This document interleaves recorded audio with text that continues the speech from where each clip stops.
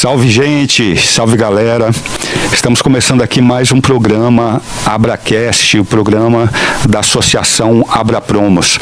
Para você que não sabe do que se trata ainda, vou falar um pouquinho, tá? A Abrapromos é uma associação que tem como objetivo trazer aos músicos e profissionais da arte novas oportunidades, a oportunidade de desenvolvimento no seu trabalho, e também nesse programa, o AbraCast, a gente tem o objetivo de trazer os artistas regionais, né? Temos sido aqui estamos nos propondo a sermos uma opção para esse artista que muitas vezes não tem condição de ir lá na Globo, aí ele não pode ir lá na Globo, ele vem aqui para cá.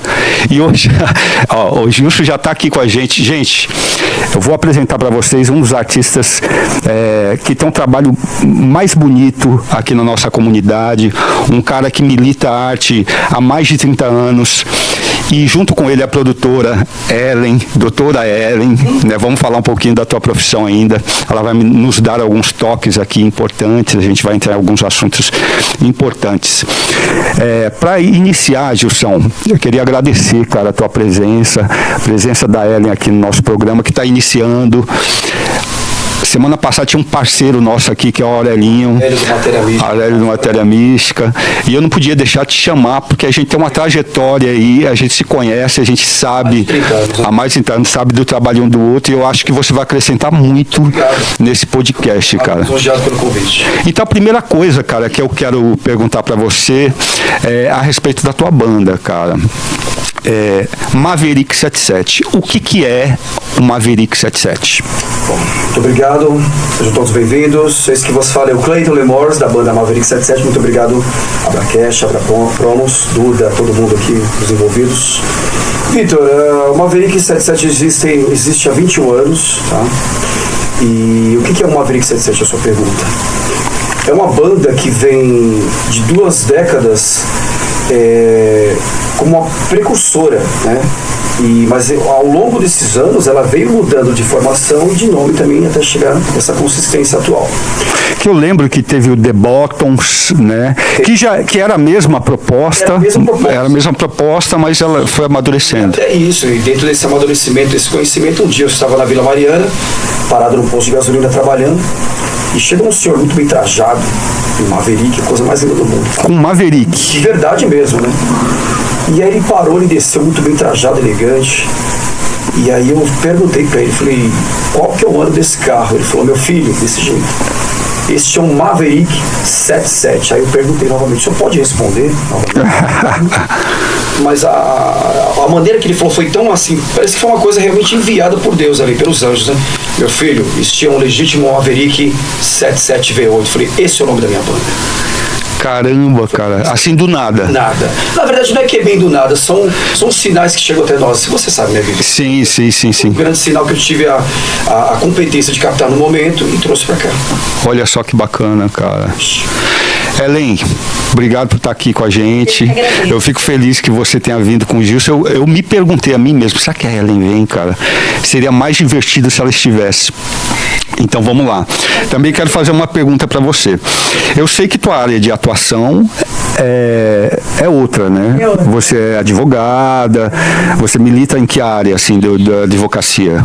O nosso escritório, ele atua em todas as áreas, porque nós trabalhamos com parceiros, então a gente consegue atender todas as demandas, né? A minha especialidade mesmo hoje é a advocacia trabalhista e previdenciária, mas o escritório atende todas as demandas por conta dessas parcerias que nós temos aí, inclusive em qualquer lugar do país. E aí eu te perguntei, eu não te perguntei ainda, mas quis que você falasse a respeito da tua profissão. Que ligação com a arte é essa? Fala pra mim. Olha, essa ligação com a arte nasceu... Ela não... É sério. Com o Gilson. É sério, cara. Sim, mas assim, eu tenho uma vivência com a música desde criança. Eu sou pianista, a minha mãe é pianista, meu irmão, toda a minha família é musical. Então, eles é uma família musical. Sim. E aí, eu sempre fui apaixonada por música antiga, sempre gostei. E aí, eu tive a oportunidade, conheci o Gilson, e aí, eu falei, pronto. Eu tô no lugar certo, fazendo o que eu gosto de fazer. Não levo isso nem como um hobby, levo mesmo assim a sério como Olha, trabalho. vamos falar a respeito disso, dessa tua atitude de produtora, né? Daqui a pouquinho.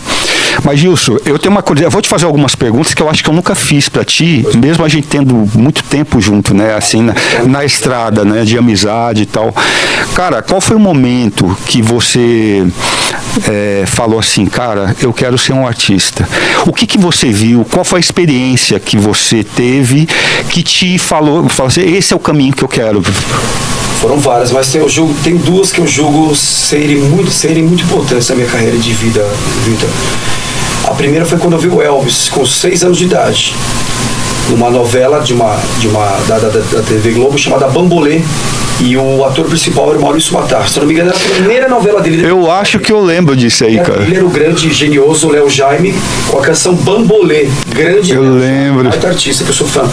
E aí a trilha chamava, a trilha da canção, quando o Maurício Matar vinha com a sua lambreta, era Joe House Rock.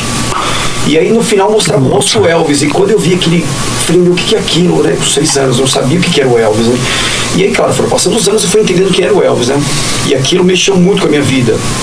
A segunda história, o segundo ponto. Caramba, 6 anos. 6 anos de idade. Eu me recordo claramente sentado no quarto de casa, uma TV preto e branco, a novela Bambolê, o Maurício Matar entrando com a lambreta, a jaqueta de Elvis e imitando o Elvis realmente. E aquilo foi um estardalhaço na minha vida. O segundo ponto que eu julgo ser muito importante foi quando meu pai trouxe de uma viagem de Aparecida do Norte 2 discos. Um do Julio Iglesias, do qual sou muito fã também. Meu pai era muito fã, cara. A Vierada adorava Julio Iglesias. Iglesias pra mim é um Elvis latino. Ele pra mim é um Elvis latino. E trouxe também, junto com esse outro disco do Julio, um disco dos Incríveis. Os Incríveis. E eu me lembro. Garoto, isso anos 90. Que ele trouxe. É isso. Os Incríveis são dos anos, assim, o auge deles anos 60, 70. Só que a primeira vez que eu peguei um disco dos Incríveis foi na década de 90 na mão. Eu tinha 9 anos de idade, algo assim, 9, 10 anos. E aí tava tocando a música na vitrola, era um garoto que, como eu, amava os Beatles, os Rolling Stones, na sequência O Milionário. E eu sentava na beira da escada assim, Vitor, e aí minha mãe falava assim, você tem que aprender a cantar e tocar igual aos Incríveis. Tua mãe falava isso, cara? Eu já dizia isso. E aproveitar e mandar um beijo para o Cossaco, minha mãe Cossaco. E aí são 2 grandes pontos da minha vida que eu julgo serem os mais importantes. Claro, e depois são histórias, né? A gente vai conhecendo, vai ouvindo e vai criando influências, vai criando mais maturidade musical e vai aprendendo. Mas esses foram os 2 grandes pontos, o Elvis e os Incríveis. Ali você ouviu aquilo te encantou, te tomou, né? Até hoje, Vitor, me emocionou. E você falou assim, eu quero tocar, eu quero estar nesse lugar aí desse cara. Né? Do que eu tô te falando até o momento em que eu segurei a primeira guitarra, isso levou ainda muito tempo. Muito tempo. Muito tempo. Eu nem sabia que guitarra tinha corda, eu não sabia que guitarra tinha que afinar. Aliás, até hoje eu não sei, viu? Mas enfim. Mas eu não sabia. E a gente é daquela turma que era uma época que era muito predominante a coisa do futebol, ainda é um pouco hoje, mas não tanto na época era muito mais o futebol, figurinhas, álbuns, aquelas coisas todas, mas eu já me ligava nos compactos, os discos, em roupas extravagantes, e tudo isso foi aflorando, o teu imaginário e a curiosidade de querer saber mais a respeito daquilo. Eu perdi a conta de quantas vezes eu fui o Elvis na minha vida, eu perdi a conta de quantas vezes eu fui um Incrível, me imaginando ali na pele, naquele lugar, e olhando os discos, né? E foi isso que mudou a minha vida. Puxa, cara, que bacana. O Elvis e os Incríveis. Muito bacana, cara, muito bacana. Uma história que eu acho bem interessante que ele conta. Que a primeira era uma guitarra ou um violão? Que você falou que não tinha corda, que você ficava só fazendo assim. Verdade, eu acho que o violão na rua veio bem lembrar. Que da hora, cara. O corpo, né, todo quebrado. E aí eu falei, nossa, é um violão, mas como eu disse, eu não sabia que aquilo tinha corda, que tinha que ter, né? E eu ficava assim, eu imaginava, né? E o som é gozado, e vinha um som na minha cabeça, é muito louco isso. Mas não tinha corda, né? E ficava assim, ó. Mas enfim, né? Eu sempre falo, Gilson, do impacto, né, que que a arte traz, né, na vida de um jovem, né? Por isso que eu milito tanto isso, né, através da associação e tal. E eu sempre, nas minhas conversas com parceiros, eu falo da importância que a arte, mas a gente está falando de música aqui, né? Porque a música é o elemento artístico mais popular, né, que todas as pessoas têm acesso. Eu sempre falo do impacto e do quanto isso é determinante para o futuro de um jovem, por exemplo, né? Como eu falava com o Aurélio semana passada, um jovem que se envolve com a arte, que se envolve com esse imaginário, ele não vai pensar, por exemplo, em roubar celular, ele não vai estar preocupado, por exemplo, porque ele quer... A onda dele é mais impressionar a menininha na adolescência, né? É diferente. E a minha pergunta para você e para Ellen é justamente essa. Na tua opinião, né, qual o impacto que a música, que nosso bairro, que é a Parque Regina, fica na região do Campo Limpo, nós crescemos lá, você acha que a música teve nos jovens da nossa geração ali, daquele pequeno pedaço? Porque você participou de muita coisa ali, muitos tipos... Inclusive, só deixar bem ressaltado, o Aurélio foi o primeiro cara a trazer esse conceito, né? Como ele falou na última entrevista com vocês, que foi fenomenal. E a gente carregou muita caixa junto, da época dos PAs, que não eram PAs, né? Eram caixas passivas com potências de 500 quilos, enfim. O impacto, Vitor, infelizmente, não são todos que absorvem essas portas que se abrem. Eu mesmo conheço pessoas que o Aurélio participou ativamente, nós dois também, de festivais, que já não estão mais entre nós. É fato. Já não estão mais entre nós, que estavam no mesmo palco, brincando, brindando com a sua guitarra, sua bateria, o seu contrabaixo, mas hoje não estão, porque eu acho que a gente falou uma coisa agora nos bastidores, não somos nós que escolhemos a arte, é a arte que nos escolhe. Então, é um lance muito espiritual isso. E se a gente não exerce os dons, não adianta. Eu não estou dizendo assim com ego nem com arrogância, viu, gente? Mas eu costumo dizer uma coisa: a arte não ama os covardes. Nós estamos aqui por conta dela que nos escolhe. É isso. E é importante deixar bem claro o seguinte: quando a gente fala que a arte nos escolhe, o ouvinte comum, médio, ele talvez não entenda muito bem do que se trata, né?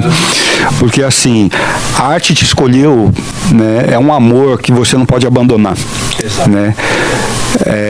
Às vezes, escolher a não arte significa ser infeliz, né? Exato. Então, para deixar claro para o pessoal que está ouvindo, a gente busca, né, em tudo na vida o quê? A profissão, ter as coisas, ter um bom carro, ter uma casa, ter ascensão profissional, porque a gente quer o quê? A gente quer ser feliz, né? A gente quer ser feliz. E nem sempre essa felicidade está nos bens que a gente conquista, mas aquilo que vem da alma, né, aquilo que vem lá de dentro, onde você consegue estar aqui hoje, como é o caso da música, né, está aqui agora. Quando você está fazendo arte, você está aqui agora. Diferente de outros momentos onde você está olhando para o futuro somente, eu preciso daquilo, ou está engessado no passado, a arte ela te traz para o agora, né, para esse momento, né. Eu acho que isso que é importante na música e na arte, e porque nós somos escravos dessa arte, né? Vamos dizer assim, somos escravos. Então, vou até usar uma frase que aqui, lá atrás a gente estava conversando, né? Eu e a Ellen falou assim: bom, já que esse é seu caminho, faz bem feito. Então, fale um pouquinho a respeito. Como que é? O que o músico precisa para fazer direito? Você como uma nova produtora, né? Porque onde você está se enfiando é aí, tá? É só para você saber, tá? Olha, eu penso assim, eu tenho muito como referência o Gilson, porque ele é um dos artistas que eu mais admiro. Não só pela pessoa dele, ele é generoso, eu acho ele muito generoso. Então eu acho que a primeira coisa que o artista precisa ter é essa generosidade, não só na vida pessoal, mas também na arte. Eu vejo uma das coisas que muito me impressionou logo que eu comecei a frequentar os shows dele, ele deixa todo mundo brilhar, ele deixa todo mundo se sobressair. Apesar dele ser a primeira voz, ele ser o vocalista, o guitarrista e ser o performer, ele é muito generoso. Quer cantar, canta. Vamos começar a fatia do bolo comigo. Isso é verdade. Né? Então, eu acho que isso é o começo de tudo. É você ter essa generosidade, essa coisa bonita que vem junto, né, com a sua arte. E E aí, quando eu percebi, entendi que ele vive a música, a arte dele 24 horas por dia, até dormindo ele tá, sabe? Num processo criativo ali. Processo criativo, exatamente, ele acorda. Eu tive um sonho, e aí ele, às vezes, nesse sonho já sai uma ideia, uma coisa que eu... Uma letra musical. Eu acho incrível. Então, assim, voltando ao que você disse sobre fazer direito, é você ouvir a sua intuição, você entender o nicho que você quer, o público que você quer alcançar, não ficar divagando ou fugindo da sua meta, né? Focar e ir atrás. E aí você começar a fazer as coisas com beleza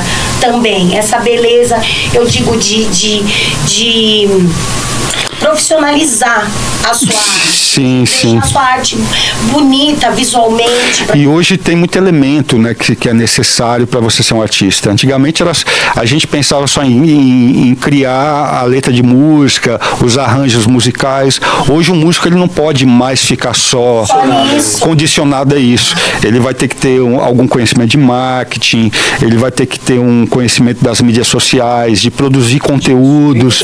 Sim. Né? Eu quero fazer dar uma adendo aqui.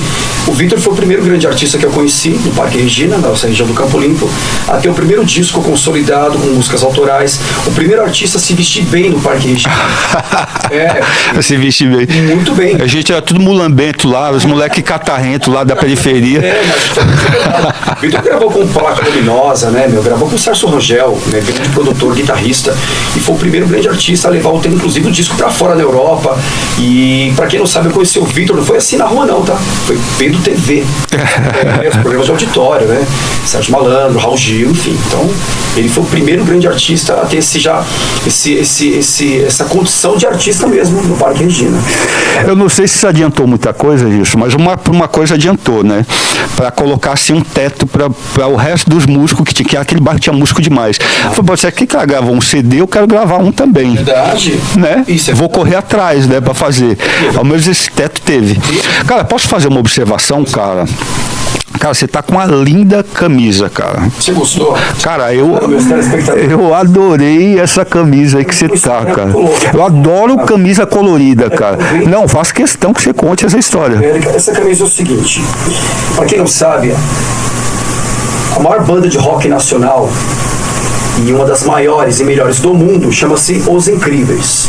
São 62 anos, Vitor, de atividades. Caramba, cara.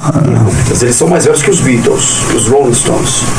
Eles se lançaram antes de haver Beatles? Antes de tudo isso, são precursores. Aqui no Brasil? É isso. A primeira banda a viajar para o Japão, a primeira banda a viajar para a Europa, toda a América Latina foram Os Incríveis. Caramba, que bacana. A de grife, quem trouxe para o Brasil foram Os Incríveis. Tá, a primeira bateria de bumbo duplo, Ludwig do Ringo Starr, quem trouxe foi o Netinho dos Incríveis. Voltando para a sua pergunta, eu tenho os meus ídolos hoje são os meus amigos, Os Incríveis. Caramba, cara. O Netinho, Sandro Reich, Rubinho Ribeiro, Leandro Van Gardner, essa formação nova dos Incríveis, né?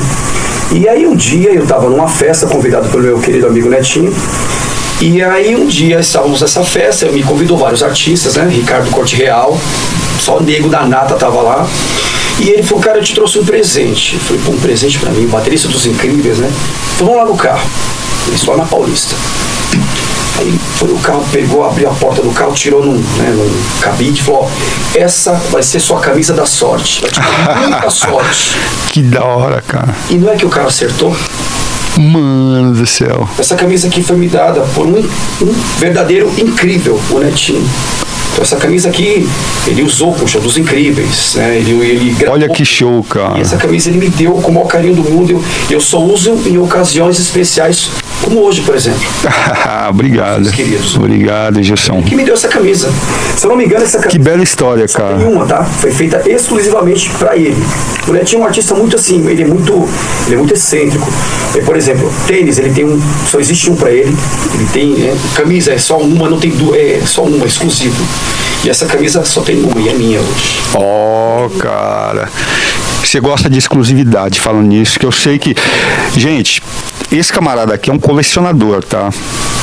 E eu estava até conversando lá nos bastidores com ele, propondo para ele expor um pouco mais, entende? Todo o material histórico, na verdade, que ele possui. Aí eu queria que você falasse um pouquinho, porque você passou a colecionar álbuns que são álbuns raros, né, cara? Eu lembro de uma vez, cara, que você mostrou que você pediu para vir do exterior a certidão de óbito, uma cópia da certidão de óbito do Elvis Presley, cara. Essa história é legal, essa história você ter lembrado. Eu coleciono discos desde os 10 anos de idade, né? Coleciono. Mas eu vim criar a consciência de entender o que era aquele produto depois dos 15. Dos 15 anos de idade. E esse disco que você está falando especificamente é um disco que foi lançado no Canadá, um fã-clube do Elvis, e é um disco pirata que foram apenas 1000 cópias para o mundo inteiro. É sério, cara? Meu disco é a cópia de 980, número de 980. Então você está me dizendo que teve um disco, uma tiragem de 1000 cópias do Elvis Presley. Apenas. Isso no início da carreira dele? Que ano? Em verdade, ele já havia falecido. Ah, ele tinha falecido. É póstumo, é material póstumo. E o que acontece? Quando você pega esse disco, são ensaios do Elvis dando risada, dando bronca na banda, afinando, desafinando, é um momento de descontração do Elvis. Só que quando você abre o disco, tem uma foto do Elvis, que por sinal é a última foto dele, deitado no caixão. É sério, cara? E dentro do disco vem a cópia da bula de tudo que ele ingeriu uma noite anterior do seu falecimento. Ele faleceu dia 16 de agosto de 77. Então, dia 15 ele estava vivo ainda. Então, ele ingeriu alguns medicamentos. Ele tinha um problema de insônia, de depressão, glaucoma. E ao contrário do que muitas pessoas julgam e falam do Elvis, essas baboseiras, principalmente a negra ali, ela fala um monte de merda. Vamos polemizar, gente. Um monte de merda do Elvis e alguns cantores também. O que ela falou, cara? Desculpa. O Elvis se apropriou da cultura negra. Isso é uma mentira. Cara, meu Deus do céu. Esse é um assunto que depois a gente vai entrar, porque esse lance, né, cara, que existe um ativismo que às vezes é muito radical, né, cara. Você imagina, cara, se na época da segregação racial, né, os negros começassem a achar ruim que os brancos estivessem gostando do estilo da música preta, né? Então, se isso tivesse acontecido, a segregação teria continuado, né? E foi justamente o fato do branco, né, ele começar a ver a importância da arte preta, que esse movimento de segregação foi se enfraquecendo nos Estados Unidos. E os Estados Unidos, na Segunda Guerra Mundial, depois da Segunda, passou a ser uma referência para o mundo, né, cara? Então, se lá enfraquece, outros lugares também é um feito dominado. Mas continua o seu pensamento. Então, o que acontece? Ao contrário do que as pessoas julgam e pensam, né, o Elvis não se apropriou de cultura negra de ninguém. Ele cresceu, ele era o único branco no meio de uma colônia de pretos, da igreja, da cultura, dos bares de blues, de prostíbulos. Ele frequentava, não para frequentar prostíbulos, mas ele foi entendendo tudo aquilo. Ao mesmo tempo, aquela cultura, né? Ele estava num bar de blues ouvindo os negros cantarem, e daqui a pouco ele corria para ver a Assembleia de Deus, o pastor louvar.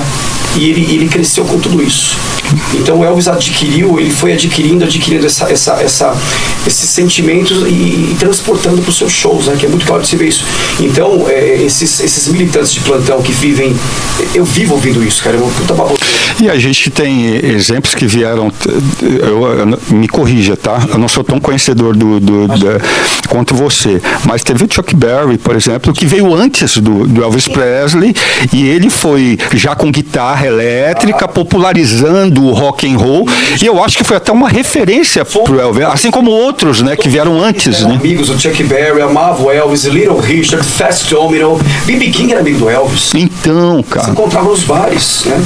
E então a banda do Elvis, os back vocals do Elvis eram tudo negra, todas negras. E pra quem não sabe, a Cissy Houston, a mãe da Whitney Houston, que faleceu, né? Cissy faleceu tem mais ou menos, sei lá, 15 dias, era back vocals do Elvis. Ele amava cara, dos pretos do palco. Eu não sabia dessa informação. Era uma das melhores. A mãe da Whitney Houston era back vocal do Elvis Presley.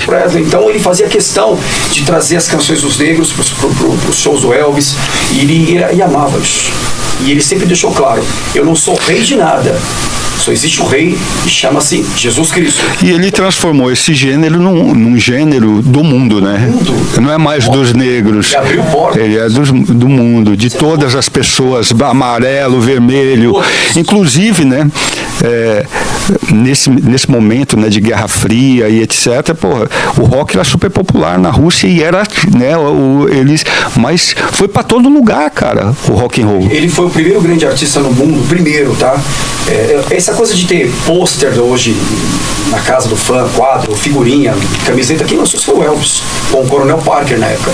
Ele foi o primeiro artista. Que foi o primeiro, o grande empresário, né, que patrocinou. Isso, que bancou tudo isso, e foi uma grande sacada, porque não existia essa coisa de ter um pôster de um artista em casa, uma camiseta, um souvenir.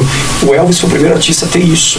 Um pôster, um disco com letras atrás, não tinha isso. Eles tiveram uma genialidade, como os Beatles tiveram, né? De ter um álbum em que os fãs podiam cantar as letras impressas. Não tinha isso na época. Não tinha isso. Não tinha. Isso foi uma novidade. Uma novidade pra época. As pessoas não sabem disso. Né? Uma tendência que o Elvis, junto com o empresário dele, criou. Exatamente isso. Numa época que nem se falava em estratégia de marketing, nada. Era uma coisa, acho que meio feita assim, por intuição. Não existia departamento de marketing, não existia essas coisas e os caras já faziam. O próprio filme, esse último, como que é o nome do ator? Austin Butler. Eles eram, a sacada deles foi tão genial que eles tinham bottoms também de Eu Odeio Elvis, que também Cara, que bagulho. Até hoje isso funciona, tá, cara? Então, e fazem por aí, inclusive. Você não vai vender pro fã, vamos vender pra quem não é fã. Os haters, né? Os haters, vai existir haters daquela... Você sabia, ó, falando nisso aí que você tá falando, o meu filho, o João, né, ele me contou uma história, eu não vou falar com detalhes pra gente não ir pra esse lado, mas é parecido com o que você falou, que um determinado artista LGBTQIA+, de grande sucesso no Brasil, ele foi patrocinado por um integrante da direita. E o cara começou a ganhar dinheiro dos dois lados. Você sabia disso, cara? Não. Eu fiquei impressionado quando ele relatou a história. Isso aí a gente vai falar num outro momento, né? Porque eu acho que não é o caso aqui. Mas, cara, é a mesma estratégia. Poxa, tem essa polarização, vou vender para os dois. Vou vender para a esquerda, vou vender para a direita. A esquerda, que é um ícone LGBTQIA+, porque é um momento, né, que se fala muito em minoria, tá, vou trazer esse ícone e, ao mesmo tempo, também vou vender para o outro lado que fala mal. Vou vender para os dois. É uma estratégia. E eu faço parte desse lado, mas... Então, talvez, cara, talvez, desse conceito aí que você tá falando. O filme mostra exatamente assim, como, ele na casa assim, aquela que chegou com umas caixas assim, cheias de botões. Aí o Elvis, olha, eu odeio Elvis. Assim, eu odeio Elvis. Isso aqui vai vender. Olha que da hora você trazer isso, né, pro lance. Cara, fala de rock, por exemplo. Outro dia eu tava dando uma olhadinha, assim, falando de Brasil, tá? Indiscutivelmente o rock and roll é o estilo com várias vertentes mais popular no mundo, né? Ele foi e ainda é mais importante, né? E houveram várias vertentes, aí vem punk rock, aí veio tanta coisa, né? Depois, né? Rockabilly, e naquele momento da efervescência, né? Da construção disso que a gente chama de rock, né? Tinham subdivisões e tal, mas a gente não pode discutir isso. É um estilo que ganhou o mundo, né? Que mais agradou a humanidade ao longo do tempo.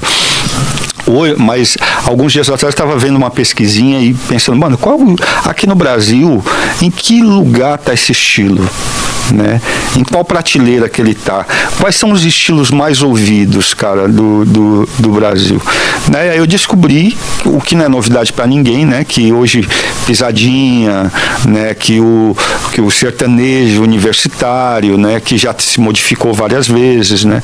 Ele é o estilo mais ouvido. Aí depois vem MPB, vem pessoal mais velho, aí depende muito da região e aonde está sendo feita a pesquisa, né? Tem um pessoal mais velho que não vê tanta internet, aí tem pesquisa para isso. Tem aqueles que estão lá nos top 10 do Spotify, não sei se é tão confiável, né? Mas tem lá números, né? Mas, enfim, o rock, cara, ele tá num lugar, você entende, que eu poderia considerar hoje, assim, desprivilegiado para a importância que esse gênero tem para a humanidade. E quando eu falo importância, porque a gente costuma ver música só como entretenimento, mas a música é um pouco mais que isso. A música, ela é um meio pelo qual as elites, né, elas produzem pensamentos e tendências na vida das pessoas, né?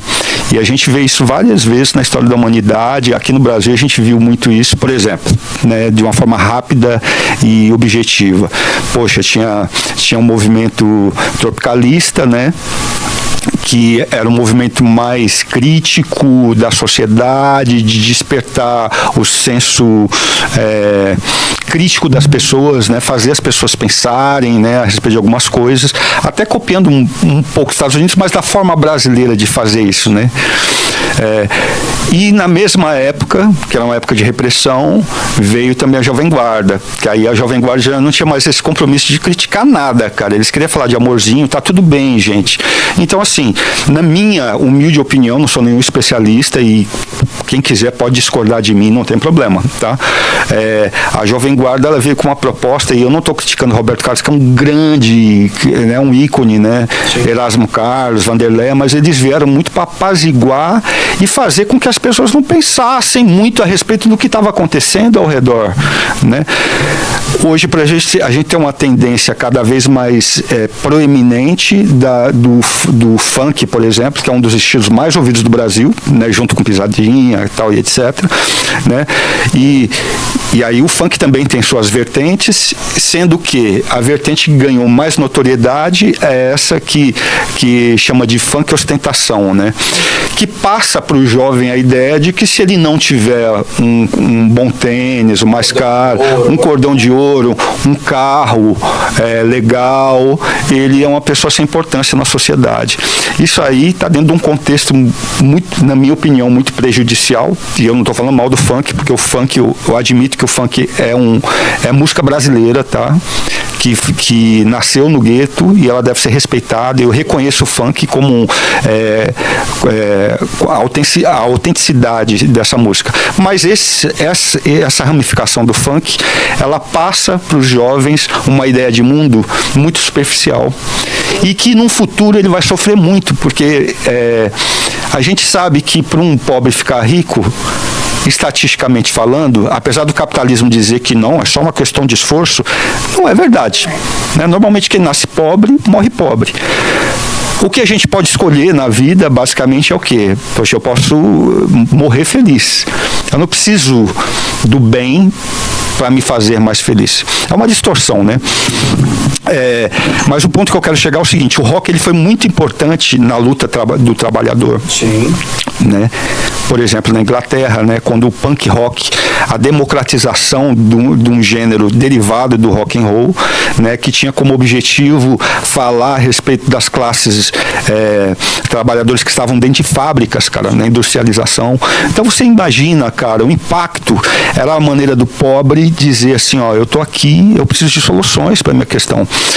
E a gente pode falar também, por exemplo, do rock da época do Elvis Presley, na questão da segregação, né? Porque, para quem não sabe, nos Estados Unidos tinha escola para preto e escola para branco. Sim. Tinha bairro de preto. Ônibus juntos, né? O ônibus da comunidade negra e o ônibus dos brancos, era uma coisa. E a importância que o rock teve justamente nisso, né? De unir, né? De unir as pessoas e falar assim... Mas fez isso. Exatamente, esse ponto que eu quero chegar. Olhos azuis cintilantes, cabelos dourados, enfim. E ele fez... Um verdadeiro modelo. Era um modelo, ele nasceu pra coisa, ele nasceu perfeito pra coisa. Ele nasceu no momento certo, o Elvis. Ele nasceu no momento certo, num ponto, no momento que tinha justamente essa segregação. E já teve, e na época, muitos shows do Elvis, tinha lá os pretos e os brancos. Ele, não, ou junta todo mundo, ou não, eu vou embora. Oh, que da hora. O Charles também foi fazer um show na Georgia, e aí, quando eu tava chegando, o governador da Georgia falou assim: você vai cantar sua bunda, vai rebolar sua bunda preta desse jeito, e vai cantar pros pretos pra um lado e os brancos. Ele falou: se não se juntar todo mundo, eu não canto. Por isso que ele foi banido da Georgia. Anos e anos depois, a Georgia reconheceu ele. Eles baniram o cara. Porque ele... Isso. Foi uma exigência dele que todo mundo tivesse junto. Exato, e aí depois a Georgia reconheceu, pediu perdão e ele perdoou a Georgia. Com os Beatles foram a mesma coisa. O Paul McCartney falou assim: peraí, porra, eu cresci ouvindo os pretos, blues, né, rhythm and blues, e eu vou tocar agora como já famoso para um lado preto e outro branco? Não. Aí o John Lennon falou: mas nem fodendo, bota todo mundo no mesmo caldeirão e vai, foda-se. E foi o que aconteceu. Caramba. Ele teria coerência se eles fizessem, né? Diferente, né? E foi assim, mas o Elvis foi o que falou realmente: aqui no meu palco quem manda sou eu, nos meus discos, nas minhas gravações, e os pretos estão comigo. A cultura negra está comigo. Ó, que show, cara. Belo exemplo, né, cara? E as pessoas falam, cara, de onde veio o rock, Gilson? O rock, na verdade... Onde ele nasceu? Eu sei um pouquinho da história, eu não sei se eu entendo o quê? Aí você complementa e me dá mais informação, porque você tem muito mais que eu nesse sentido. Mas a gente está falando, você entende, do século XIX, os negros, assim como aqui no Brasil, né, vinham escravizados, né, lá nos Estados Unidos também, só que eles iam para os campos de algodão, né? E nesses campos de algodão, né, eles tiveram contato com a religião cristã. E eles se identificaram muito com a religião cristã porque tinha um salvador, né, cara? Você imagina um povo, né, que está ali escravizado, né, oprimido e ouvindo a história de Cristo, né, cara, de um salvador. Então eles começaram a clamar nos campos e começou como assim, era uma oração cantada, né, cara, com perguntas e respostas. Não seria isso? Parecia um repente, algo de repente. Era um repente dos Estados Unidos. E a igreja, o papel da cultura evangélica teve um papel muito importante, juntando gospel, blues e rhythm and blues. E aí, o que gerou? Eles chamavam de spiritual, né? Isso. O que gerou isso? O rock and roll. A irmã, como é que falava? Como é que é o nome dela? Sister Rosetta, a irmã Rosetta. Ela é uma negona de 2 metros de altura. Caramba. Ela tocava com uma Gibson Morcego, uma SG, uma guitarra maravilhosa. Jogue no YouTube, ela me perdoe se eu estiver falando errado o nome dela, mas a Sister Rosetta. E ela já fazia uns incrementos. Ela louvava os cânticos da igreja de um modo com mais energia, com mais propriedade e um fervor. E isso foi muito importante. Teve uma história que eu ouvi, Gilson, eu não sei a veracidade, porque assim, né, história é história, né, mas eu achei interessante, né, porque veio de uma pessoa que tinha propriedade para falar, né, um grande músico brasileiro, que eu não vou me recordar o nome dele agora. Ele dizia o seguinte, que o spiritual, por ser uma canção de cunho gospel, né, que não tinha esse nome ainda gospel, né, isso é relativamente novo, né, mas assim, o spiritual ele foi desenvolvendo para aquilo que a gente chama de soul, e o soul, como diz a própria palavra, alma, né, então assim, era o sofrimento do preto, escravo, né, e aí o que aconteceu? Os donos de fazendas, percebendo que os negros trabalhavam na velocidade da música, começaram a se incomodar, porque eles estavam produzindo menos. E aí eles começaram a oprimir esses negros para que cantassem, não negassem a fé que eles tinham ensinado para o preto, mas que eles cantassem mais rápido o blues. E daí veio o jazz. O jazz é mais rápido que o blues, ele é mais dinâmico, né? Então eles tinham que cantar, né? Eles tinham que fazer mais rápido para a produção render, cara. Já ouviu falar dessa história, cara? Eu já ouvi falar de vários assim, vários pontos de vista, né? Então são, como você disse, são histórias. Não dá para simplesmente chegar lá e daí veio o country. E do country, né, veio os elementos harmônicos, entende? Como piano, pouco a pouco foram dando lugar para as guitarras elétricas, né? Isso eram os banjos, exatamente, os banjos de country, depois as guitarras elétricas. Agora, dentro dessa condição do que é o rock and roll hoje, é basicamente o blues, rhythm and blues e gospel. Esse termo gospel já dos anos 50 já tinha o nome gospel, mas é recente, né? De lá pra cá o nome gospel, a primeira vez que eu escutei a palavra gospel foi com o próprio Elvis em 1955, gospel song. Gospel song. E o termo rock and roll?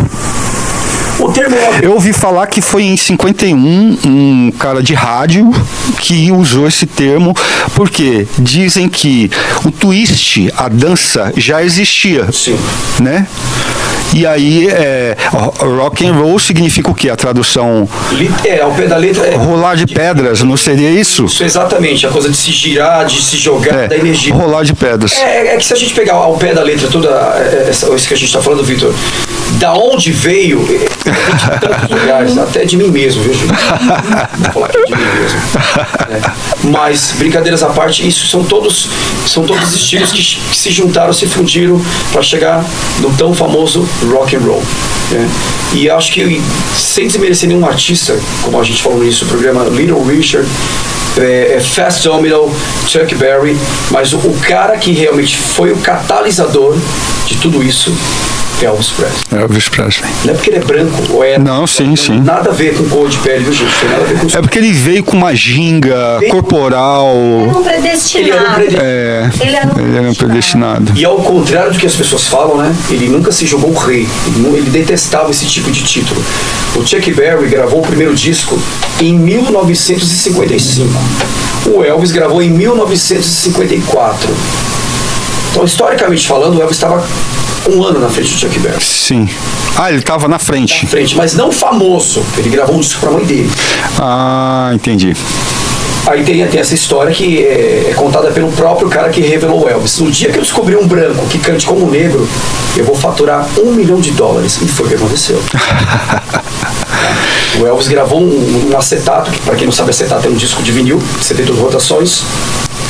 Gravou com 2 músicas, lado A, lado B. Ele pagou $4. Quanto é que tá o dólar hoje, pessoal? Politicamente falando, 6 vezes 4, 24. Ele teria pago hoje R$24 para gravar um lado A, um lado B, e deu de presente para a mãe dele. Aí que da hora. A moça, a secretária do Sam Phillips, guardou o nome do Elvis e colocou entre parênteses: rapaz bonito de costeletas, promissor. Passados 6 meses, ligam pra vizinha, chamam um tal de Elvis aí, um rapaz loiro que veio aqui cantar, chamaram. E aí começou, foi o... Historicamente falando, isso eu só estou reproduzindo, tá, gente? Historicamente no mundo falando, foi aí que nasceu o rock and roll. Cara, que interessante, cara. Historicamente falando. Eu só estou reproduzindo, tá? Pra depois ele tacar a pedra. E, enfim. E depois foi indo. Só que, ao contrário também do que se pensa, não foi nada fácil a trajetória dele. Foi ardorosa, foi muito ardorosa. E aí depois ele saiu de uma gravadora pequena que foi a Sam Phillips e foi para RCA, ou seja, a RCA, aquele símbolo do cachorrinho com o gramofone, né? Famosíssimo, né? Famosíssimo no mundo inteiro. E a gravadora achou que tinha feito um péssimo negócio ter contratado ele. Falou, esse cara não vai dar nada. Porque na hora de gravar, ele se mexia tanto que o técnico só falava assim, bicho, você não pode se mexer, vai sair... Vai sair do microfone. Se eu não dançar, não sou eu. Então essa era a marca registrada realmente dele, né? A mãe dele dizia, Deus te deu esse dom, até da sensualidade, então aproveite porque Deus te deu. E foi o que ele fez. Ele soube explorar todos esses pontos, até a sexualidade no palco ele soube explorar de uma maneira até decente. Sim. Ele girava uma perna pro lado, Vitor, caía 10 pro lado. Girava a outra, ele fazia assim com o dedo da mulherada. Impressionante esse cara tinha. É porque a música preta, cara, eu acho que esse tom de jocosidade que a gente tem, não só nos Estados Unidos, mas aqui no Brasil também, ela tá ligada ao preto migrando para as Américas, cara.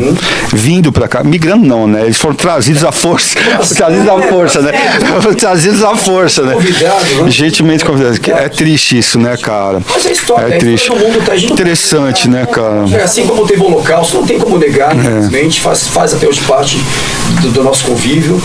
São os erros que a humanidade cometeu e são os exemplos que a gente não pode seguir nunca mais, né, cara? Nunca mais. Mas falando sobre rock and roll, esse aqui que é o contador de histórias de rock and roll, se não fosse por conta do rock and roll, muitas coisas hoje nós não teríamos. Fala aí, Cleiton. Há muitas.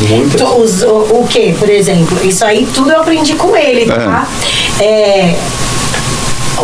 iPhone. Por que nós temos um iPhone hoje? O símbolo da... cara, eu conheço essa história, mas queria que você contasse pro público, porque essa história é interessante. Pra você que não sabe, manda aí. O Steve Jobs, já saudoso, eu assisti um filme fantástico, né?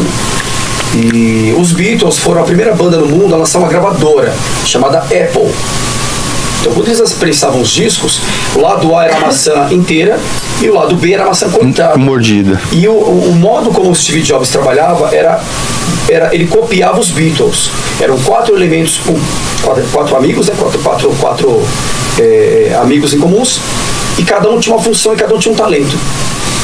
Então ele pegava o que o John Lennon achava de uma música, o que o Paul achava da mesma música, o que o Ringo e o que o George.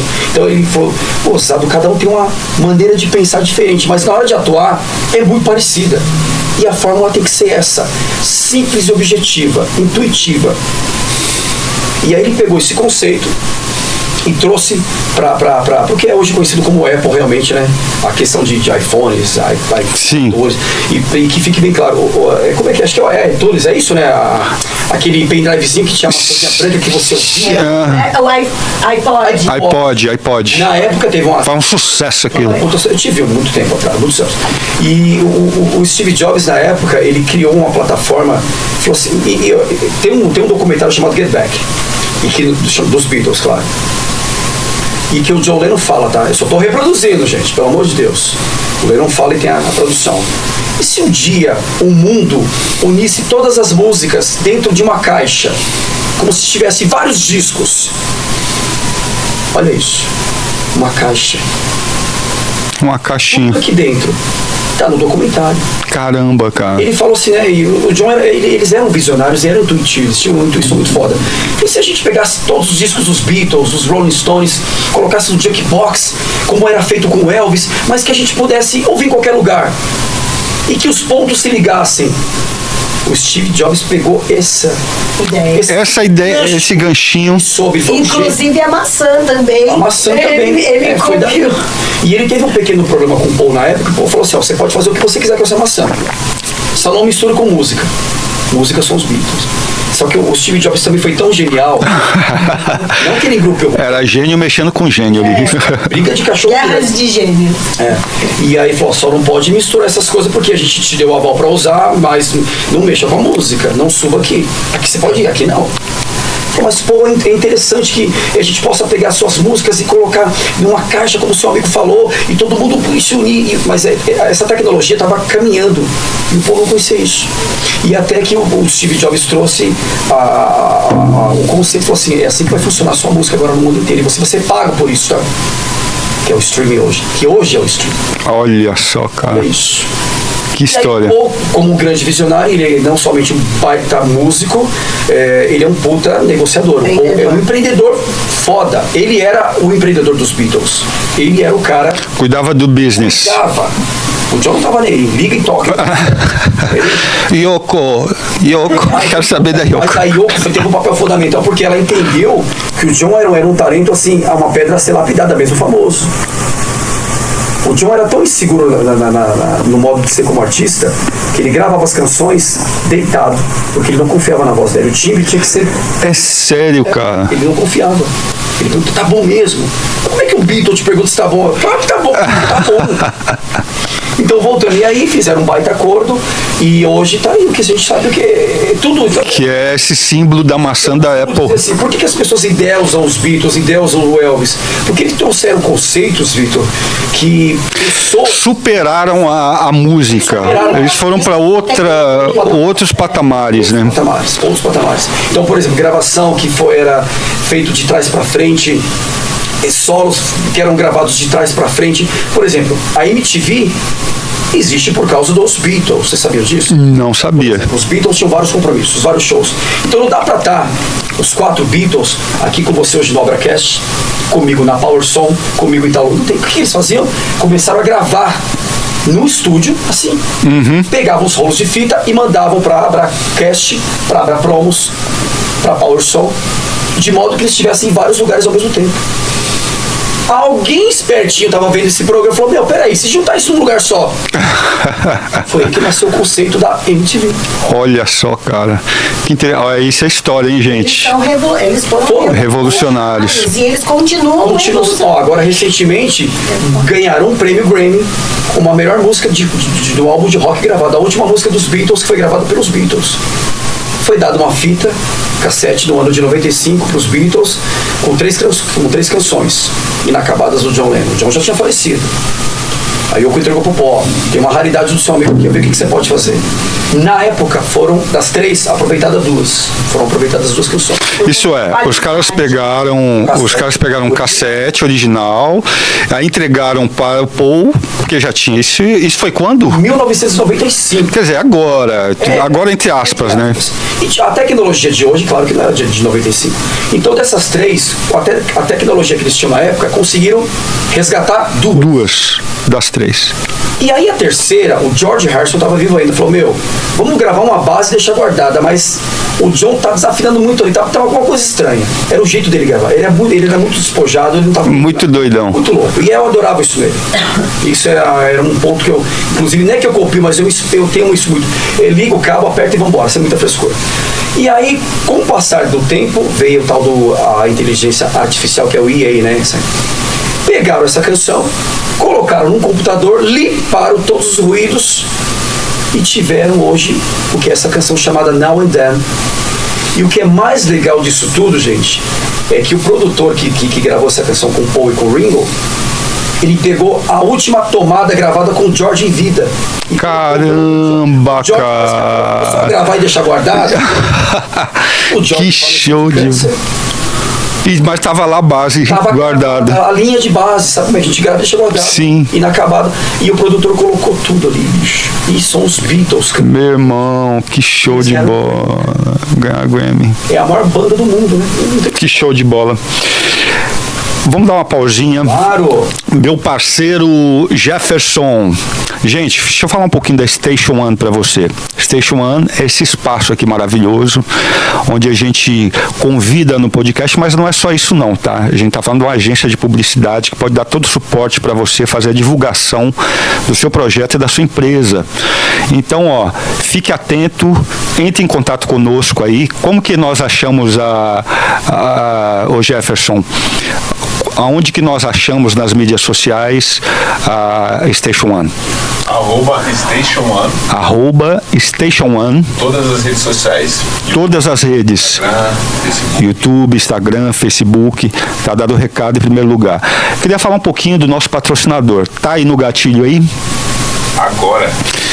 Gilson, vou falar uma coisa para você. Eu estava lendo reportagens falando do mal que o açúcar, cara, o açúcar refinado, esse que a gente usa em casa, faz para a saúde da gente, né, cara? É coisa terrível mesmo, né? E eu estava falando com o parceiro Aurélio. Você sabe que o Aurélio, ele é representante de uma empresa que vende mel. E ele estava falando dos benefícios, cara, que o mel pode trazer para a saúde de uma pessoa. Ele falou assim, Vitor, troca o açúcar pelo mel. Eu falei, porra, mas Aurélio é caro. Ele falou, não, cara, tem muita coisa boa disponível, né, no mercado, barato e que vai trazer um custo-benefício, principalmente para a sua saúde, né, cara? E aí, vamos falar um pouquinho do mel florada, tá? Mel florada é esse mel, né, que o Aurélio já falou para mim. Vitor, nos comércios da região, vai procurar, tem lá no Novo Líder, tem vários pontos, cara, aqui de São Paulo, de vendas que você pode encontrar esse mel e por um preço assim maravilhoso. Eu quero passar o telefone do Aurélio, né, que é o representante aqui da Zona Sul. Ele é o único cara que vende esse mel maravilhoso. Lembrando, um grande vendedor, né? É um grande vendedor. E eu vou falar para você, cara. Ele estava me explicando a respeito. Vitor, tem mel que não é mel, cara. Que na verdade vendem como se fosse mel, mas não é mel. E ele está falando, esse produto aqui que eu vendo é um produto que tem 90% de mel. Passou pela Anvisa, tem homologado todas as certidões, cara, necessárias para ser distribuído aqui em São Paulo. Então a gente está falando de um produto assim de qualidade e que ele mandou para minha casa. né? Obrigado, Aurelinho. Tô gostando, curtindo mel. Tô numa fase meio fitness que tô achando que tô ficando velho. Então tô fazendo exercício, comendo mel, comendo tapioca de manhã. Filho. Se cuida, cara. Mas é pra gente se... Você não tinha quando eu te conheci, você não tinha esse cabelo branco aí, não. Tinha, né? Mas pra gente se cuidar, o que a gente precisa? Mel florada. Mel floradas da Aurélia. Olha só, você encontra vários tamanhos, né? Você tem de 1 litro. Aí pro seu gosto, o de 1 litro é mais pra família mesmo, pra você poder, você entende? Hoje eu tô fazendo trepioca. Uau. Sabe o que é trepioca, cara? Sabendo. Não sabe? Não sabe não? Ó, Eu já ouvi falar. ó, ovinho, lá. ó, presta atenção. Ovo, a tapioca, você corta a bananinha dentro, amassa tudo, coloca uma canelinha e aí você faz na frigideirinha, né? Como se fosse uma panqueca. Gostoso pra caramba. Aí você coloca o mel florado em cima. Então, uma sugestão para você, não perca. Eu vou deixar o telefone, o Jefferson. Vamos colocar o telefone na edição direitinho aí para você aqui embaixo. Vai aparecer, o Jefferson vai colocar. E você vai falar com o Aurélio nesse telefone aqui, tá bom? Então, recado dado. Obrigado pelo patrocínio aí, Mel Florada. Vou procurar, hein?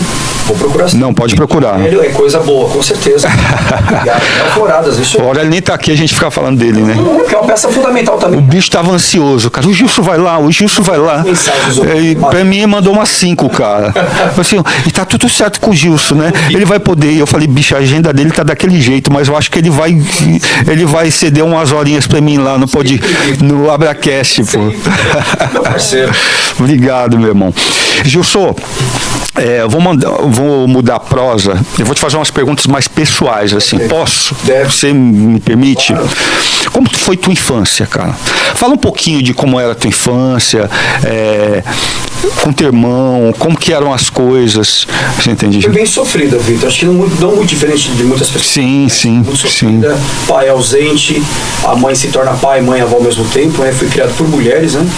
E eu tenho uma sensibilidade, embora seja um pouco bruto, grosseiro, mas assim, no bom sentido da coisa, uma sensibilidade mais pro lado feminino, porque eu fui criado por mulheres. Sim. E mulheres, assim, arretadas, né?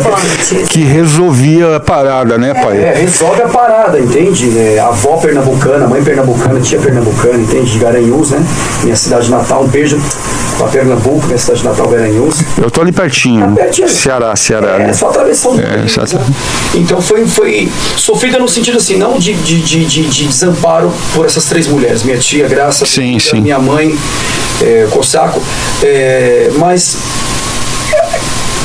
algumas necessidades que para a época era muito complicado, Vitor. Eu entendo perfeitamente. A gente está ali nos anos 80, né? Quando a gente começa a falar assim, que eu estou aqui, né, na Terra, né? Porque antes a gente era pequeno, mas anos 80 ali, dificuldade da porra, Sarney ali, inflação, comida era difícil. Para você ter o privilégio de comer um danoninho daquele ali, era uma treta da porra, né, cara? Eu fui ver um cinema com 17 anos de idade. Eu também acho que foi isso. Às vezes o McDonald's devia ter uns 18. Uns 18 anos de idade. A primeira vez que e a gente só via pela TV essas coisas, né? Mas foi muito dificultosa a nossa vida, minha, do meu irmão Jailson também. Já. Aliás, depois eu gostaria de dar, se me permite, fazer um convite também pro meu irmão Jailson. Já ele também é um representante da cultura do samba. Sim, conheço, meu parceiro. Ele é ótimo. Não, vai vir aqui no Abracast em breve, já. Então foi essa correria, né? E aí o ponto que eu quero chegar é o seguinte, eu conheço um pouco da tua história, né? E sei, assim, da dificuldade, do pai que você é hoje. Você é um pai, um exímio pai, um pai que ama os filhos, atencioso. E eu sei que você, infelizmente, não teve a presença do seu pai na tua criação. E eu lembro de um tempo, você é adulto, cara, e você falava, cara, entusiasmadamente da possibilidade de conhecê-lo, né? Porque você não conheceu. E a minha pergunta é muito objetiva. O fato de você não ter tido essa experiência, de ter tido um pai presente ali, te motivou para você ser o pai maravilhoso que você é hoje? Sim, claro, mas também tem um outro contraponto que é uma coisa do caráter, né? A gente tem que ter isso embutido, né? Do lado benéfico, de ter isso, como é que fala, ao seu favor, o dom de ser pai também, Sim. ter isso também. E aí entra aquela questão, né? Essas 3 mulheres que eu citei, minha mãe, minha avó, minha tia, elas se doavam, né? Se doavam e eu não sei se eu me doei a tal ponto, como elas se doaram a mim e a meu irmão, mas eu fiz, né, e faço até hoje. A Júlia tá com 21 anos, tá uma boneca, uma princesa. Vi pequenininha, cara. Juquinha, Pipizinho. E você, os meus filhos também, né? Todos eles eu peguei, né? Todos eles, exatamente. É isso. Sim, Vitor. E claro que também não deixa de ser um impulso. Fulano não fez, eu também não vou fazer. Porque eu cresci com meu pai, assim, pequeno. Eu lembro que ele falava assim, né? O fato de eu ter crescido com assim, pouco tempo, não quer dizer que eu convivi ansiosamente. Era isso aqui, as migalhas, né, de um pai. E essa era a frase dele, tá, minha gente? Eu não tive e vocês não vão ter. É sério. Isso aqui você pergunta, parece que eu estou escutando. Sim. Infelizmente. Meu pai tinha outras mulheres, eu tenho 7 irmãos queridos, beijo Wagner, todos eles queridos irmãos por parte de pai. Meu pai está vivo, está com 85 anos, ele mora na cidade de Paranavaí, lá para o meio de Curitiba, no Paraná. Que Deus abençoe a vida dele e que também não nos desampare hoje, né? Sim. Tá tudo certo. E eu cresci ouvindo isso, infelizmente, tá? Mas isso não é um problema meu mais. Nunca foi, na verdade. Eu tive que escolher o que tinha que ser feito. Você não seguiu com o exemplo nem o conselho, né? Não, o exemplo dele nesse sentido. Você abraçou os seus filhos. Uma coisa que eu sempre admirei nele era a pontualidade no trabalho dele. E ser ele sempre muito pontual. Isso aí tem que ser. Ele sempre foi louvável. Ele era um cara que respeitava o trabalho dele. Horários, pessoas, isso aí. Eu acho que eu herdei isso dele também. Mas o restante da família, ele foi um péssimo pai. Sabe que é muito interessante ouvir você falar isso aí que você falou, cara? Me lembra um pastor, eu não sou evangélico, tá, gente? Mas esse pastor, ele falou uma coisa interessante. Ele contava uma história sobre generosidade, né? Ele falava o seguinte, que tinha um vizinho que era um mau vizinho, né? Então, ele fazia muito barulho, ele destruía o jardim da vizinha, né? E ele colocava o carro na calçada do outro, era uma pessoa desprezível, né? E um dia, os vizinhos locais se reuniram numa tarde, daquela que todo mundo tá calor, o pessoal sai e começar todo mundo falar mal desse vizinho, né? Ah, que ele fez isso, que ele fez aquilo, que ele fez aquilo outro. O pessoal descendo a lenha. Aí um dos vizinhos falou assim, mas você viu como ele assovia bem? Então é sempre uma opção. O que eu quero dizer o que você fez agora foi optar por ver, ainda que ínfimo ou pequeno, o melhor exemplo dele. Então, cara, parabéns, meu irmão, por isso que você falou agora. Mostra o tanto de generosidade e o quanto você é um ser humano maravilhoso. É isso. Ficamos até emocionados aqui, gente. Faça um filme. Faça um filme. Ellen, vou te fazer uma pergunta agora. Eu sei, antemão, a distância, tá? Porque eu conheço o trabalho do Gilson e de repente, né, eu começo a ver que o negócio está profissionalizando ali, né, que você tem, puxa, fotos profissionais, aí abri o Instagram, falei, caramba, cara, o Gilson tá só andando bonito agora, o cabelo arrumado, ficou um grisalho bonito da porra. Eu falei assim, tem um dedo aí feminino, cara. Sempre tem. Né, tem um dedo feminino. E eu sei que, assim, dentro da tua profissão, né, que você é advogada, você tem que ter uma organização, tem que ter um olhar administrativo para as coisas, né? Uma visão diferente. É isso aí que está te ajudando a promover essa melhora, vamos dizer assim, no trabalho do Gilson. E aí você está fazendo um trabalho de produtora, na verdade, né? Sim. Fala um pouquinho a respeito disso. Qual foram os conselhos que você deu para o Gilson depois que você o conheceu e você começou a intervir, né, vamos assim, no trabalho dele? É porque assim, o trabalho do Cleiton, assim, ele não precisa, é irretocável. Posso fazer só desculpa te interromper. Imagina. Eu chamo ele de Gilson, ela chama de Cleiton. Gente, é um negócio, né? Vamos lá. O nome é Gilson Cleiton, só que assim, o nome artístico é Cleiton. Cleiton Lemor. Cleiton Lemors. Então me perdoem, é porque a intimidade às vezes faz com que eu fique chamando ele de Gilson o tempo todo. Não, mas eu também tô me familiarizando agora, Gil, porque às vezes eu chegava assim, vai na rua da casa dele, e o Cleiton? Cleiton? Quem é Cleiton? Eu não conheço. Agora até eu, às vezes... Me perdoa pela interrupção. A ele, eu já refiro a Gil. Imagina, o que acontece? O trabalho artístico dele é ótimo, né? Eu não precisa de retoques. Ele sabe muito bem o que tem que fazer artisticamente. Mas ele se preocupava somente com essa parte, que era a parte artística e tal. E aí, eu enxerguei muito. Aquela produção técnica, né? Eu vou produzir. Profissional, assim, profissional não, como você fala, você olha e você fala assim, isso aqui é promissor. E aí eu comecei a falar pra ele, por que você não faz assim? Por que você não corta esse cabelo? Na época ele usava o coque. O coque. Eu acho que visualmente vai combinar mais com o que você faz, né? Sim. Ó, você tem um Instagram legal. Na época, quando eu assumi o Instagram, ele já tinha 3 mil seguidores. Falei, você tem um perfil engajado. Sim. Vamos pegar e transformar isso numa coisa profissional mesmo. Aí a gente tem parceria com o Marcão, que o Marcão é um parceiro top nosso, que faz os vídeos.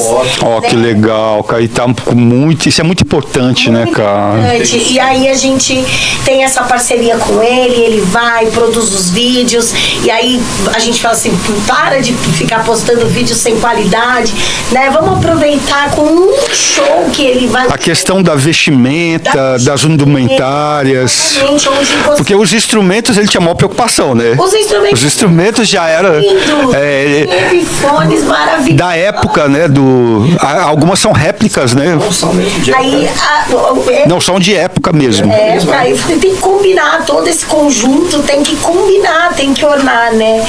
E aí ele também tá aberto a receber essas dicas, essas coisas, e aí foi muito fácil, assim, a gente profissionalizar melhor essa parte de produção de conteúdo. Sim, sim. Artisticamente. O show, gente, pra quem não viu, tem que ver, tá? Maverick 77, é só procurar lá nas redes sociais. @banda.maverick77. Banda.maverick77. Muito bem. Fala do dia 13 também, pode falar, por favor, de primeira mão. E aí, primeira mão, Vitor. Dia 13, hein? Dia 13 lançaremos aí o nosso segundo álbum autoral. Tá lindo, tá muito com lindo. produção participação do amigo Danilo Ferreira, do estúdio Prodart. Olha só. Beijo, Danilo, você é um gênio, cara. Muito obrigado. Uma humildade em pessoa. Danilo, do estúdio Prodart do Butantã. Muito obrigado, meu querido. Tamo junto. Aliás, quando a gente se fala de um trabalho autoral, Vitor, não somente autoral, mas também tributos, que é o que eu faço com Beatles, Elvis, The Doors, Beach Boys e, claro, os Incríveis. Eu sempre falo pro Netinho, meu show tem 4 horas e meia. 4 horas e meia. 4 horas e meia. O ponto mais alto são as músicas instrumentais, o que eu julgo. E não somente meu julgamento, mas o público, os Incríveis. Quando toca músicas dos Incríveis, é impressionante. O pessoal agita. E o que é legal, eu agrego, Vitor, eu conto, antes de tocar a canção, eu conto um pouquinho da história. Por exemplo, falar rapidamente aqui. Aí falou, você sabia que a maior banda de rock nacional tem 62 anos de atividade, se chama Os Incríveis, uma das maiores do mundo, né? Tá se igualando ali com os Beatles, Vendagem, enfim. E que essa música não é do Engenheiros do Havaí. As pessoas ficam tipo, mas eu achei. Não, você achou errado. É um garoto que, como eu, amava os Beatles, os Rolling Stones. Enfim, aí a gente toca e conta a história. Então, quando você conta a história, você enriquece o produto. Isso, cara. Por exemplo, aquela canção dos Beatles, I Wanna Hold Your Hand. Alguém que já fez raio-x, já fez ressonância? Acredito que sim, né? Sim, todo mundo. Todo mundo já fez. Então, agradeço aos Beatles. Na época, a gravadora que não era gravadora, chamada EMI, era um centro de pesquisas científicas do pós-guerra, Inglaterra. E tinha um jovem promissor que teve um insight e foi desenvolver uma máquina que é conhecida hoje como raio-x, mas ninguém sabia o que seria. Bom, não se tinha dinheiro suficiente para aplicar nesse projeto. Pegaram os papéis, os documentos e engavetaram. Passaram os anos 50, 60, 61, 62, 63, 64, surgiu os Beatles. Virou uma gravadora. A EMI virou uma gravadora. Foi para outro ramo de atividade. Musical, totalmente. E aí os Beatles gravaram esse single, A Wanna Hold Your Hand, em 64, explodiu o mundo. A invasão britânica, a porra toda. Tinha tanto dinheiro no caixa dos Beatles que pagou os discos, pagaram os músicos, pagou as turnês, pagou tudo, e sobrou tanta grana que alguém, graças a Deus, lá no falou, meu, isso aqui ainda é um centro de pesquisa? Não, agora é música, a gente grava, desgrava. Mas não tinha um cara, começou a história assim, não tinha um cara que tava com a ideia de uma máquina que enxergava por dentro do corpo? Manda eu chamar esse cara. Pegaram parte do dinheiro da criação dos Beatles e aplicaram nesse que a gente... É sério, que cara. é conhecido pelo raio-x hoje e a ressonância magnética. Os Beatles ajudaram de alguma forma. Investiram no projeto que hoje está à disposição da humanidade. Exatamente. Então, quando a gente fala aqui dos Entendeu, cara? os Beatles, as pessoas não sabem das histórias, tá aí. Cara. Tem o dedinho deles. Tem, é muito... Caramba, cara. Isso é muito louco. Que show de bola, cara. Então, agora voltando um pouquinho. A Maverick 77, Vitor, a gente tem esse projeto e eu não cheguei sozinho. Eu queria que você falasse mais também, Gilson, das suas músicas autorais. Sim. Eu vou falar porque eu sou fã de algumas delas, né? E algumas me entusiasmam, assim, eu falo, caramba, mano, por que essa música não tá estourada, cara? Então eu quero que você fale também a respeito disso. Essas músicas que você está lançando são totalmente autorais. 100% autorais. São quantas? Desculpa. 4. É um singlezinho. Um single com 4 faixas. Com 4 faixas. Um EP com 4 faixas. Tá. Exatamente. Não é fácil, Vitor. Nós tivemos a grata honra do primeiro disco. Uma das canções estourou na 89. Na 89. Da Rádio Rock, com no programa Heavy Pero No Mucho, do Thiago DJ. Muito obrigado. Espero que um dia o Thiago veja esse vídeo. Eu quero te agradecer mais uma vez, Thiago, pela oportunidade na 89 da Rádio Rock. A nossa canção chamada Meus Amigos Querem Me Matar. Ah, conheço. Da hora demais. E quem me levou pra dentro do 89, meu querido Eduardo de Castro, proprietário do Santa Breja aqui de Santa Psirica. Edu, beijo, querido. Ele me levou para 89. Eu devo também parte da minha carreira a esse cara. Ele acreditou. Eu só vou te levar, nem é que leva mesmo. Esse cara tem que trazer aqui, né? Porque toda a cena de rock que acontece, né? Foi no Santa Breja. É isso aí. Santa Breja, né? Minha vida foi uma escola pra mim, um cover club dos Beatles. E aí na sequência, eu não posso esquecer de mencionar o nosso querido Marcos R, da Rádio Conectados, a maior rádio web do Brasil. Marcos R, um beijo, querido. Ele pegou o nosso disco, levou pra Kiss FM, para o programa do Walter Hitch. A frequência modulada, ou seja, a FM, Vitor, são emissoras assim que... E são apenas 2 emissoras que trabalham com rock, né, hoje, que é a 89 e a Kiss FM. Era uma bolha... quase que impenetrável, né? Impenetrável aquilo. E o Eduardo me levou... Até pela demanda, né? O Eduardo me levou pro Heavy Pero No Mucho da 89, do Thiago DJ. E na sequência, o Marcos R, da Rádio Conectados, nos levou para o mundo da Kiss FM. Com o Walter Hitch. Walter Hitch, muito obrigado, gratidão sempre. E dali a nossa música deu um boom. Eu não falo de dinheiro não, tá? De reconhecimento. Sim, sim. E eu lembro que chegou um ponto que as pessoas me paravam na rua. Eu não tô falando com demagogia, não. Você já passou por isso? Eu não te encontrei na rua. Eu te encontrei na rua, cara. Acontece, né? E é legal isso. É muito legal. É legal. E sabe o que? Vou contar. E aí o que acontece? As pessoas têm uma falsa ilusão. Aurélio, a gente já falou muito sobre isso, né? O que é o sucesso, a fama? Tá no Faustão com 50 milhões? Não. Depende do que é a fama, não é verdade? Isso é que a gente já estamos fazendo história, estamos fazendo arte. Isso é fama. O que o Aurélio fez também é muito legal. Então a gente sempre teve essa preocupação, Vitor, de ter o pé no chão do que é fama, o que não é. Essa coisa, essa ilusão, essa falsa ilusão. Essa ilusão, né? É ilusão isso, cara. Isso não existe, tá? Isso não é bem assim não que as coisas funcionam. E aí agora esse segundo álbum sendo lançado dia 13 de dezembro, oficialmente em todas as plataformas digitais. Olha só, gente.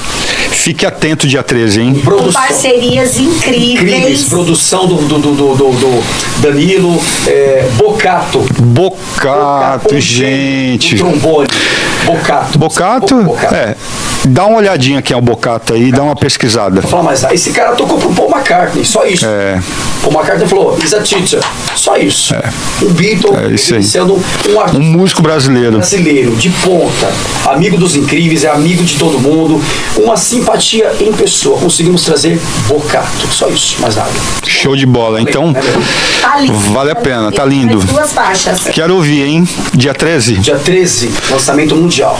Estamos em que ponto aí, Jefferson? Agora tem 1h15. Ok. Conta um pouquinho da história que a gente se conheceu. A gente tá indo pro final agora. Eu quero deixar essa... Como que... Foi assim, isso já há muitos anos 90, migrando 80 para 90. Tava em casa num domingo, programa de domingo, né, moleque, sem fazer nada. E liguei a TV no domingo. Daqui a pouquinho, revelação, cantor Vitor Hugo. Eu lá assistindo. E aí me entrou aquele cantor Vitor Hugo, cabelo aqui, Vitor tinha cabeludão. Tinha cabelo, gente, tinha cabelo. Boina, ele estiloso, boina. Pra quem não sabe, o Vitor, além de ser um grande exímio cantor, violinista, ele toca uma gaita maravilhosamente bem. Ele é gaiteiro também, gaitista, enfim. E aí eu vi esse cara cantando, interpretou magistralmente uma faixa do Maurício Manieri. Aí tá cantor que você é fã, cara. Aquele som, aquele gigado, e enfim. Passa um dia, 2, 3, aí depois de novo ele foi no programa, era um concurso, né? Depois ele apareceu no Serginho Malandro, Raul Gil, os principais programas de auditório, o Vitor apareceu. Um dia estava no ponto de ônibus, me chega um cara de sobretudo, boina italiana, violão. Eu não tinha conhecido um cara com violão profissional da Yamaha. O bicho é contador de história, né? Ele deixa as histórias mais bonitas, gente. Vai legal. Eu tava no ponto de ônibus, esse cara parou do meu lado, eu falei, não pode ser. É o cara que eu vi na TV de você. Eu me senti até mais alto aí do jeito que ele falou. Eu falei, você é o cara. Falou, pô, sou eu mesmo. Dali pra cá, 30 anos de amizade. É isso, 30 anos. Volto a falar, foi o primeiro artista a sair do Parque Regina, da Zona Sul, com o disco autoral debaixo do braço pro mundo, com músicas autorais, com placa luminosa, gravando o Bocato, Celso Rangel, grande produtor, trabalhou com todo mundo. E foi o primeiro cara a ver, o primeiro artista a se vestir bem na época foi ele. Então, parte disso eu devo ao Vitor também, que ele me cobrava sempre. Disse, senhor, você tem que colocar uma calça legal. Mas, Vitor, eu só vou no mercado, não importa. E se alguém passa e te vê, e aí? Você é artista. Você é artista, cara.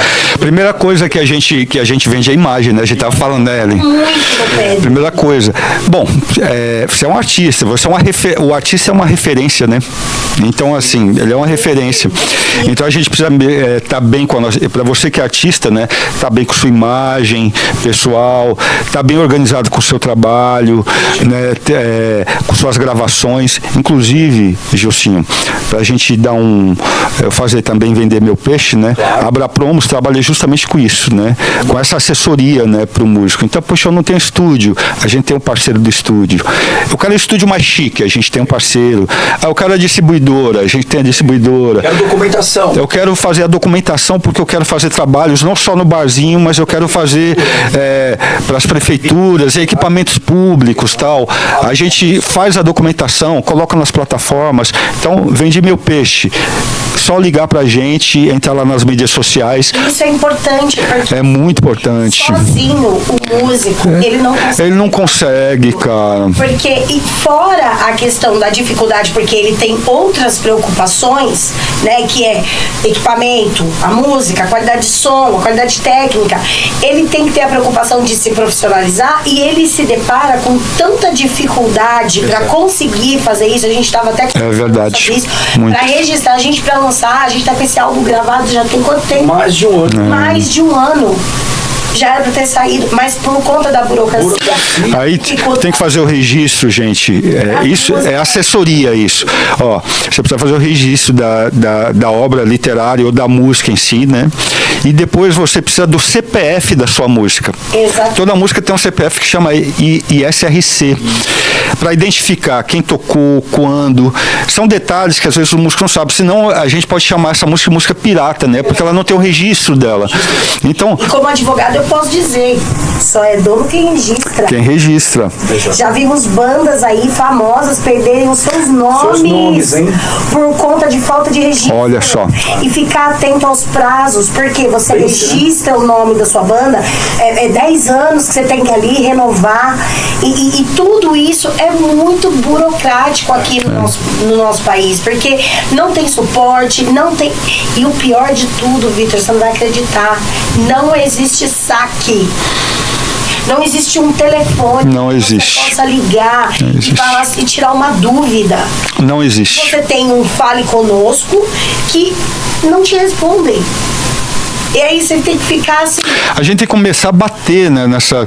O músico, ele é muito passivo, o artista é muito passivo em relação às coisas que oprimem ele e das dificuldades. Conformado, às vezes... Pronto, eu acho que é essa palavra, conformado. Do que... Nada vai mudar. Nada vai mudar, ou então assim, é desse jeito mesmo, vou fazer o que eu posso, entendeu? Porque é tudo muito difícil, e a gente tem que sair dessa zona de conformismo. Concordo, Ellen. E se unir, a classe artística ela é muito linda. A gente tem que se ver como classe, né, cara? Isso. Como muitos aí se veem, né? Por exemplo, você é advogado, você faz parte de uma classe de trabalhadores. Sim. E existem ali, existe ali a entidade que regula, né? Que mostra o caminho. Sim, a gente nunca. Eu sou competitiva, assim com os meus colegas de trabalho. Sim. Existe essa competição, ela é saudável, mas se um colega meu me liga pedindo ajuda, ou me ajuda, eu não sei fazer, ou se eu tenho dificuldade em elaborar, ou defender, ou elaborar uma tese, eu tenho a humildade de chegar, de perguntar, e eu recebo ajuda. Eu não vejo, é muito dificultoso isso. Agora que eu tô mais envolvida com essa questão musical, eu vejo que isso é muito difícil, muito dificultoso. É difícil. Às vezes você fala assim, pô, toco no barzinho X, me indica lá. Muitas vezes, beleza, vou te indicar. Nunca que te indico. É verdade. Posso só fazer uma também? Pode. Ao contrário do que se possam pensar, gente, bandas de rock não são unidas, tá? Tudo lorota, né, Aurélio? Pode falar o nome das pessoas? Tem uma lista aqui, ó. Não é só banda de rock, o músico, cara. Esse cenário. Ou ele tem o Gilson, ou o músico ele tem um olhar coletivo, ou vai continuar assim mais 10, 20 anos, tá? Você trabalha com a parte previdenciária, né? Sim. Não existe uma previdência, por exemplo, para o artista. Isso é uma das propostas que foi para Brasília, inclusive. Conversamos sobre isso. Não existe um modelo que atenda os nuances, as nossas necessidades. O cara fala assim, não, faz um MEI. Isso aí não atende a necessidade do artista. Assim, o desgaste do profissional, eu vejo assim, né? Tirando essas bandas que já são estouradas, mas no caso a banda Maverick, projetos que são projetos menores que a gente está na luta, nós somos o road, nós somos os técnicos, nós somos tudo. Então, assim, o desgaste não é só vocal, é físico. É físico. Entendeu? Então, isso mesmo. Tem essas questões que a gente precisa pensar assim, o músico ele toca no frio, na chuva, no sol, em qualquer situação, e ele vai se aposentar no mesmo tempo, com a mesma idade do cara que fica no computador. E não me parece justo isso. Existe um desgaste físico que é muito grande, que é vocal e físico. As pessoas não entendem muito bem isso, né? Porque existe uma glamorização do artista, mesmo que seja um artista periférico, que seja um artista na comunidade dele, as pessoas veem, puxa, esse cara está numa posição de destaque, ele deve estar muito bem. Ele não entende que é o cidadão como qualquer outro. A gente paga a conta de água, conta de luz, aluguel, o carro quebra, tem que comer, tem filho, tem que pagar. Então, é muito difícil você ter que matar um Golias todo dia, né, cara? Porque é exatamente isso que a gente faz por amor à arte, né? Por amor à arte, exatamente. Então, se organizar, né, Ellen? Se organizar. Como classe. Como classe, se unir principalmente, se ajudar. Onde que eu faço isso? Uma opção, não é a única, tá? Tem muitas outras opções, é na Abra Promos. Inclusive, você me ajudou muito com isso. Me ajudou muito. Então, muito obrigado. Gente, eu queria ficar aqui mais... Você entendeu? Porque passa tão rápido, né, cara? A gente poderia conversar aqui mais 1h30, né? Que já foi 1h30 já a gente conversando aqui. Deixa eu mandar um beijo. Manda um beijo aí. Eu quero mandar um beijo carinhoso para os meus companheiros de trabalho, Wilson, Mr. Wilson, e também para o Leandro Van Gardner, ele que é um grande machista dos Incríveis, e nas horas vagas ele toca conosco também. Muito obrigado a todos vocês, um beijo para todas as pessoas que de alguma forma nos projetaram, nos ajudaram. A gente não chega em lugar nenhum sozinho. Marcão também. Marcão, meu querido amigo, nosso videomaker oficial, pro Jai, para todos vocês, Dr. Lorival, para Abrapromos, Abracast, obrigado Vitor, obrigado doutora Ellen, obrigado a todos. Um beijo para Júlia, um beijo para Ana, para todas as minhas filhas lindas, maravilhosas, os meus amigos, companheiros de trabalho, o BA que me socorre nas estradas quando o nosso carro quebra com equipamento também. BA, um beijo BA, todos vocês. Muito obrigado. Claudinha, querida, obrigado Cris, obrigado a todos vocês que hoje constitui nosso projeto com tanto amor, que ajuda a carregar os instrumentos, que acabou de falar. Somos uma família. É uma família mesmo, né? Que legal, cara.